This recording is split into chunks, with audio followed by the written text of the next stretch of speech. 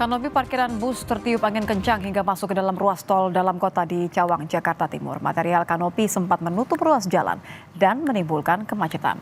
Sejumlah petugas langsung mengevakuasi material kanopi selebar kurang lebih 10 meter yang menutupi ruas tol dalam kota.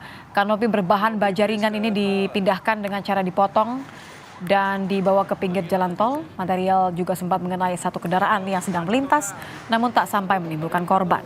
Akibat kejadian ini, kemacetan kendaraan sempat terjadi dari arah Pancoran menuju Halim. Ya, dari sini kenceng banget, sono. Terus habis itu langsung ada suara krotok-krotok, taunya kanopinya itu terbang ke tol itu. Itu kanopi apa, Pak? Kanopi bis. Buat tutupan bis. Parkiran berarti, Pak? Parkiran. Oh. Ruas jalan tol, Pak? Tutup. Sempat kena apa kendaraan nggak, Pak, yang di dalam tol ini? Ada mobil. Satu mobil kena? Gak apa-apa dia. Hanya lecet aja atau ketiban begitu? Gak apa-apa dia.